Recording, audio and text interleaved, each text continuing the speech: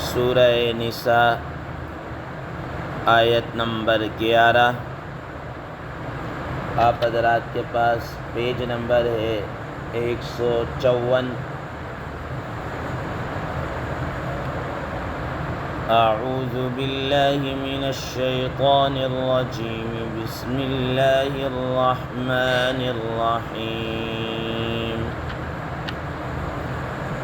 یوصیکم اللہ فی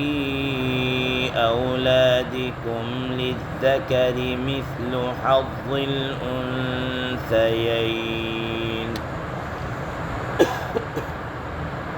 فإن كن نساء فوق اثنتين فلهن ثلثا ما ترك، وإن كانت واحدة فلها النصف۔ صدق اللہ العظیم۔ اللہم صل علی محمد النبی الأمی وعلی آلہ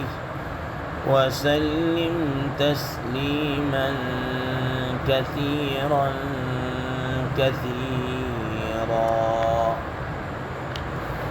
محترم سامعین کرام، آیت کے اس حصے کا، آیت مبارکہ کے اس حصے کا ترجمہ اللہ تبارک و تعالی ارشاد فرماتے ہیں، یوصیکم اللہ فی اولادکم، اللہ تبارک و تعالی تمہیں تمہاری اولاد کے متعلق حکم دیتے ہیں، للذکر مثل حظ الانثیین، کہ لڑکے کے لیے دو لڑکیوں کے برابر حصہ ہے، فإن كن نساء فوق اثنتين، پھر اگر وہ صرف لڑکیاں ہی ہوں اور دو سے زائد ہوں، فلہن ثلثا ما ترک، تو ان لڑکیوں کو 2/3 ملے گا جو اس آدمی نے چھوڑا ہے، جو میت نے مال چھوڑا ہے۔ وَإِن كَانَتْ وَاحِدَةً، اور اگر ایک ہی لڑکی ہو، فَلَهَا النِّصْفُ، تو اس کو نصف حصہ مل جائے گا، نصف مال مل جائے گا۔ محترم سامعین کرام، قرآن مجید کی یہ آیت مبارکہ جو آیت میراث کہلاتی ہے، جس میں اللہ تبارک و تعالی نے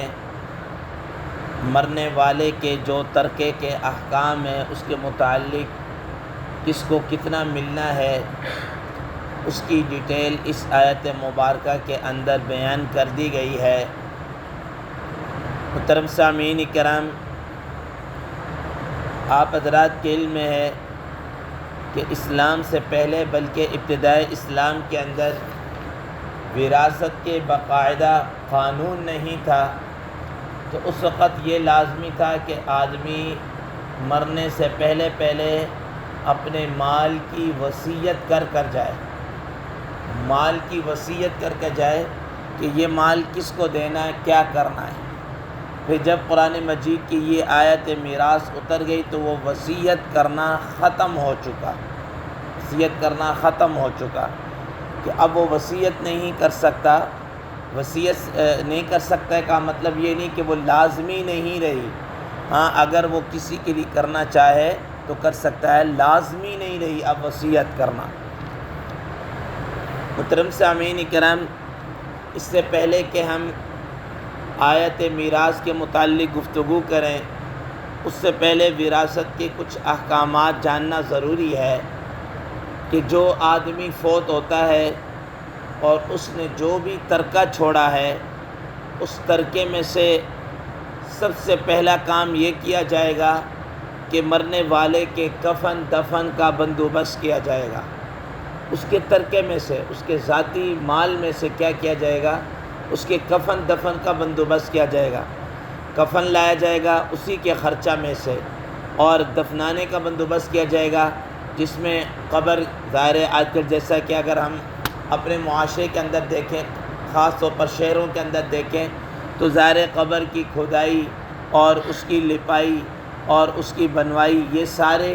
فری آف کاسٹ نہیں ہے، یہ اس کی ساری پے کرنی پڑتی ہے، ٹھیک ہے نا۔ ہر قبرستان کی اپنی ایک یونین ہے، ان کے کچھ اپنے اصول و ضوابط ہیں۔ تو یہ سب سے پہلے اس کے کفن دفن کا بندوبست کیا جائے گا، اس کے خرچہ میں سے کیا جائے گا۔ خرچے میں سے سب سے پہلے اس دفن کے بندوبست کرنے کے بعد دوسرے نمبر پر دیکھا جائے گا اس کے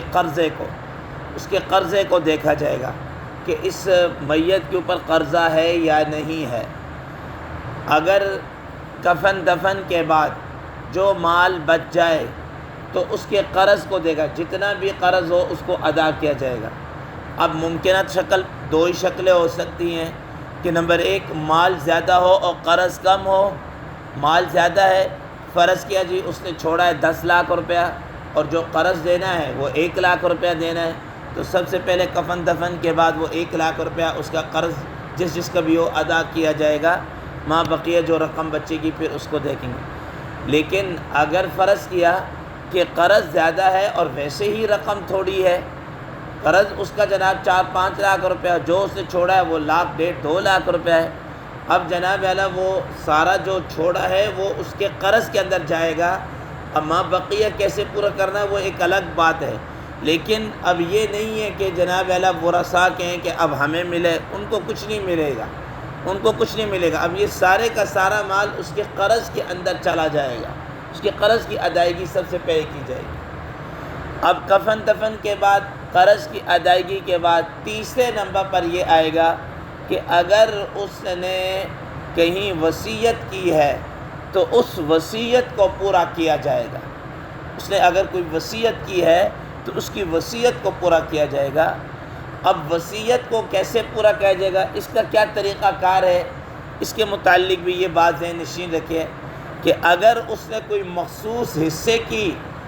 اس نے وصیت کی ہے، فرض کیا کہ اس نے کہا جی کہ میرے مال میں سے 1 لاکھ روپیہ دے دیں، اب یہ دیکھیں گے کہ 1 لاکھ روپیہ اس کے مال کا کتنا بنتا ہے۔ اگر تو سارے کا سارا بنتا ہے پھر نہیں، اس کی وصیت پر عمل نہیں کریں گے۔ اگر اس کے مال کا کچھ حصہ بنتا ہے، 1% بنتا ہے، پھر پورے کے پوری جتنی وصیت کی ہے اس کو پورا کیا جائے گا۔ نہیں تو اس کے کل مال کے 1/3 کے اندر اس کے وصیت کو نافذ کیا جائے گا، 1/3 سے زائد اس کی وصیت کو نافذ نہیں کیا جائے گا۔ اگر اس کی وصیت 1/3 کے اندر ہے تو پھر جو اس نے وصیت کی ہے جتنی بھی کی ہے اس کو پورا کیا جائے گا، اور اگر اس کی وصیت 1/3 یا 1/3 سے بلکہ زائد ہے تو پھر نہیں کیا جائے گا، 1/3 تک اس کو کیا ہے پورا کیا جائے گا۔ اگر تیسرا مال کا حصہ 1 لاکھ روپے پورا بن رہا ہے، فرض کیا، اور اس نے بھی 1 لاکھ کی تو اتنی ہی اس کی وصیت کو نافذ کیا جائے گا، اور اگر جناب اعلیٰ اس سے زائد ہے تو 1/3 تک ہی کیا جائے گا، اس سے اوپر نہیں کیا جائے گا۔ اور یہ وصیت کے بارے میں بھی کچھ باتیں ذہن نشین رہیں کہ نمبر 1 کہ یہ گناہ کی وصیت نہیں، اس کو پورا نہیں کیا جائے۔ کوئی آدمی کہے کہ جناب اعلیٰ کہ میرے مال میں سے کیا شراب کی بوتلیں تقسیم کر دینا یا کوئی سینما ہاؤس بنا دینا، فرض کیا کوئی گناہ کا کوئی اڈا کوئی ایسا، اور اس کی وصیت پر عمل نہیں کیا جائے گا، ٹھیک ہے۔ ہاں، اس کی وصیت جو بھی نیک ہو کہ مسجد کے اندر میرا خرچ کر دیا جائے، یا جناب اعلیٰ وہ کیا کہتے ہیں اپنا کسی مدرسے کے اندر لگا جائے، کوئی بھی نیکی کا کام جو ہے وہ اس کے اندر اس کی وصیت کو پورا کیا جائے گا۔ محترم سامعین کرام، اسی طریقے سے اگر اس نے وصیت کسی وارث کے لیے کی ہے جس کا حصہ باقاعدہ پہلے سے مقرر شدہ ہے، اس کے لیے اس نے کوئی وصیت کی ہے تو اس کی وصیت کو پھر بھی نافذ نہیں کیا جائے گا۔ حدیث مبارکہ میں خود رسول اللہ صلی اللہ علیہ وسلم فرمایا لا وصیت للوارث، وارث کے لیے وصیت نہیں ہے۔ مثلا بیٹا ہے، اب ڈیفینیٹلی اگر کوئی آدمی فوت ہو جائے تو اس کی جو وراثت ہے وہ اس کے بیٹے کو بیٹا حصہ دار ہے، باقاعدہ بیٹی حصہ دار ہے، بیوی اس کی حصہ دار ہے، فرض کیا تو ان میں سے کسی کے لیے وہ کیا کہتے ہیں وصیت کرنا چاہے کہ جناب اعلیٰ میرے اس بیٹے کو حصہ تو ملے گا ہی ملے گا، مزید اس کے ساتھ ساتھ اتنا اور دے دیں، نہیں، وارث کے لیے وصیت نہیں ہے۔ وراثات سے ہٹ کر اگر اس نے کسی کے لیے وصیت کی ہو کہ فلاں آدمی میرا قریبی رشتہ دار ہے، وہ اس کا وراثت میں حصہ تو نہیں ہے لیکن چلو اس کو تھوڑا سا دے دیجیے گا، اس کی ذرا دل جوئی ہو جائے، جو بھی ہو، تو وراثات کے علاوہ اس کی وصیت کو نافذ کیا جائے گا۔ تو محترم سامعین کرام، اس کے بعد چوتھے نمبر پر یہ ہے کہ پھر جتنا بھی مال بچ جائے اس کو شریعت کے مقرر کردہ اصولوں کے اوپر کیا کیا جائے گا؟ تقسیم کیا جائے گا، شریعت کے مقرر کردہ اصولوں میں تقسیم کیا جائے گا۔ اسی طریقے سے محترم سامعین کرام، قرض کے اندر یہ بات بھی ذہن نشین رہے، مثال کے طور پر یہ بات بھی ذہن نشین رہے کہ اگر اس نے اپنی بیوی کا حق مہر زندگی میں ادا کر دیا ہے تو وہ ٹھیک ہے، ادا شدہ ہے، ٹھیک، ادا کر دیا، بہت اچھا۔ لیکن اگر اس نے کسی وجہ سے اپنی بیوی کا حق مہر ادا نہیں کیا تو وہ بھی قرض کے اندر شامل ہے، وہ بھی قرض کے اندر، جیسے باقی مقروضوں کو، باقی قرض داروں کو آپ دیں گے یہ اس کا حصہ ہے، ویسے بیوی بھی کیا ہے، حق دار ہے، اس کو بھی اس کا حصہ کیا ہے، دیا جائے گا، اس کو اس کا حصہ دیا جائے گا۔ اسی طریقے سے اگر اس نے اپنے مال کے اندر حج کی وصیت کی ہوئی ہے کہ بھئی میرے اوپر حج فرض تھا، میں نہیں کر سکا،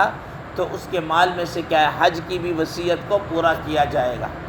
بہرحال یہ صورتیں وہ ہیں کہ سب سے پہلے مال کے اندر ان چیزوں کو ادا کیا جائے گا۔ دوسرے نمبر پر یہ ہے کہ کچھ چیزیں ایسی ہیں کہ جس کی وجہ سے انسان وراثت سے محروم رہ جاتا ہے، وراثت سے محروم رہ جاتا ہے۔ اب وراثت سے محروم کر دینے والی چیزیں کون سی ہے کہ جن کو وراثت کے اندر حصہ نہیں ملے گا؟ اس میں سے سب سے پہلے یہ ہے کہ خود حدیث مبارکہ میں کوئی مسلمان کسی کافر کا اور کوئی کافر کسی مسلمان کا وارث نہیں بن سکتا، ٹھیک ہے نا؟ آدمی فوت ہو گیا، اس کی اولاد میں سے فرض کیا 3-4 بیٹے ہیں، 2 مسلمان ہیں اور 2 کافر ہیں، تو مسلمانوں کو تو اس کی وراثت مل جائے گی، اس کی کافروں کو اس کی وراثت نہیں ملے گی، جو بیٹے اس کے کافر ہیں اس کو وراثت نہیں ملے گی۔ اسی طریقے سے اگر یہ آدمی فوت ہو اس کا وہ کافر بیٹا فوت ہو جاتا ہے تو باپ جیسے وارث بنتا ہے، تو اس کو بھی باپ مسلمان ہونے کی حیثیت سے اس کو وراثت نہیں ملے گی، نہ کافر مسلمان کا وارث، نہ مسلمان کیا ہے کافر کا وارث، یہ وراثت نہیں ملے گی۔ نمبر 2 کہ اگر کسی آدمی نے قتل کر دیا ہے تو قاتل جو ہے وہ مقتول کا وارث نہیں بن سکتا۔ جیسے فی زمانے نا آج کل اس طرح کی بہت زیادہ کیس آتے ہیں کہ بچے مال کے چکر میں، ٹھیک ہے نا، مال کی ہرس کے اندر اپنے والد کو، والدہ کو کیا کر دیتے ہیں، قتل کر دیتے ہیں، خود ہی مار دیتے ہیں۔ یاد رکھیے گا شریعت کے اندر اس قاتل کو، جس نے اپنے باپ کو، بیٹے نے اپنے باپ کو مار دیا ہے، ٹھیک ہے نا، یہ اس کا شرعی طور پر کیا ہے، وارث نہیں بنے گا، وارث نہیں بنے گا۔ اسی طریقے سے اگر کوئی آدمی، ایک آدمی کی اولاد دارالحرب کے اندر ہے اور ایک دارالاسلام کے اندر ہے، تو فرمایا کہ یہ دارالاسلام میں رہنے والا دارالحرب کا اور دارالحرب میں رہنے والا دارالاسلام کا کیا ہے، یہ وارث نہیں بنے گا۔ محترم سامعین کرام، اب دارالحرب اور دارالاسلام کی جو تعریف ہے، میرے خیال سے تو آج کل شاید ہی کوئی ملک اس کے اوپر کیا ہے 100% پورا اتر سکے، کیونکہ دارالاسلام اس کو کہتے ہیں جہاں 100% شرعی احکامات کیا ہیں، نافذ ہوں، ہر طرح کی شرعی طور پر شرعی جو احکامات ہیں، قرآن و سنت کا جو دستور ہے وہ 100% کیا ہے، نافذ ہو۔ اور دارالحرب اس کو کہتے ہیں کہ جہاں مسلمانوں کو ان کے شعائر کے اوپر بالکل بھی کیا ہے، عمل نہ کرنے دیا جائے، بالکل اس پر کیا ہے، عمل نہ کرنے دیا جائے، وہ دارالحرب ہے۔ تو میرے خیال سے حضرات علماء فرماتے ہیں کہ آج کل کے دور میں ایسا ملک تلاش کرنا کہ جس میں 100% سارے شرعی احکامات ہو، میرے علم میں تو نہیں ہے، شاید اگر آپ کے علم میں ہو تو کہا نہیں جا سکتا۔ اسی طریقے سے بالکل کوئی ایسا ملک جہاں پر مسلمانوں کو بالکل مذہبی آزادی نہ ہو، بالکل بھی نہ ہو، اور ان پر ہر طرح کی، ایسا بھی شاید کوئی دنیا کے اندر کوئی اکا دکا ملک ہو تو میرے علم میں نہیں ہے، ورنہ کہیں نہ کہیں مسلمان اپنے کچھ نہ کچھ پابندیاں ضرور ہیں۔ مثلا ہندوستان کے اندر مسلمانوں پر جیسے گائے کی قربانی پر پابندی ہے، اس طریقے سے وہ تو مسلمانوں کے ملکوں کے اندر بھی کچھ نہ کچھ اس طرح کی پابندیاں ہوتی ہیں، ٹھیک ہے نا. تو یہ دارالحرب اور دارالاسلام. اسی طریقے سے ایک اور جو آخر میں بات کہ نبی کی اولاد کا ہونا، کہ نبی کی اولاد وہ اپنے والد کی وارث نہیں بن سکتی، ٹھیک ہے نا. کیوں؟ خود رسول اللہ صلی اللہ تعالیٰ علیہ وسلم نے ارشاد فرمایا کہ نحن معاشر الانبیاء لا نرث ولا نورث ما ترکنا صدقۃ او کما قال علیہ السلام، کہ ہم جو حضرات انبیاء علیہ السلام کی جماعت ہے، ہم جو چھوڑ کے جاتے ہیں یہ صدقہ ہے، نہ ہم کسی کے وارث بنتے ہیں نہ ہمارا کوئی کیا ہے وارث ہے. جب سیدنا حضرت فاطمہ رضی اللہ تعالیٰ عنہ نبی صلی اللہ علیہ وسلم کی وراثت کے حوالے سے سیدنا ابوبکر صدیق رضی اللہ تعالیٰ عنہ کے پاس آئیں تو حضرت ابوبکر صدیق رضی اللہ تعالیٰ عنہ نے ان کو یہ حدیث پڑھ کر سنائی، اور پھر حضرت علی رضی اللہ تعالیٰ عنہ سے بھی پوچھا کہ کیا نبی صلی اللہ علیہ وسلم نے یہ بات فرمائی تھی کہ نہیں فرمائی؟ نے کہا ہاں جی بالکل. پھر عبداللہ بن عباس رضی اللہ تعالیٰ عنہ سے پوچھا کہ کیا نبی صلی اللہ علیہ وسلم نے یہ حدیث فرمائی؟ تو انہوں نے کہا اللہم نعم، بالکل نبی صلی اللہ علیہ وسلم نے یہ فرمایا تھا کہ ہم جو چھوڑ کے جائیں وہ صدقہ ہے، نہ ہمارا کوئی وارث بنے گا نہ ہم کسی. اور اس کے بعد سیدہ فاطمہ رضی اللہ تعالیٰ عنہ نے بالکل بھی اس کی کیا کی، کبھی اس کے متعلق کبھی مطالبہ ہی نہیں کیا. بعض لوگ جس پر واویلا کرتے ہیں ان کا واویلا کرنا بالکل فضول ہے. تو بہرحال یہ چیزیں تھیں کہ جن کی، اور اس میں ایک وراثت کا ایک اور بھی اصول ہے کہ جو قریبی رشتہ دار ہے جن کے حصے قرآن مجید کے اندر موجود ہیں، جو قریبی ہیں، قریبی دور والے کو محروم کر دیتا ہے، قریب والا دور والے کو محروم کر دیتا ہے. مثال کے طور پر بیٹا ہے، وہ میت کے زیادہ قریب ہے بنسبت پوتے کے، تو بیٹے کی موجودگی میں پوتا جو ہے وہ کیا ہے محروم ہو جائے گا. باپ کی موجودگی میں دادا وراثت سے کیا ہے محروم ہو جائے گا. تو قریب کی موجودگی میں جو بعید ہوتا ہے وہ آٹومیٹکلی کیا ہو جاتا ہے محروم ہو جاتا ہے. محترم سامعین، یہ ابتدائی جو وراثت کے متعلق ہے، باقی تفصیل اس میں انشاءاللہ ما بقیہ کل آپ حضرات کے سامنے ذکر کیا جائے. اللہ تبارک و تعالی عمل کی توفیق عطا فرمائے. وآخر دعوانا الحمدللہ رب العالمین.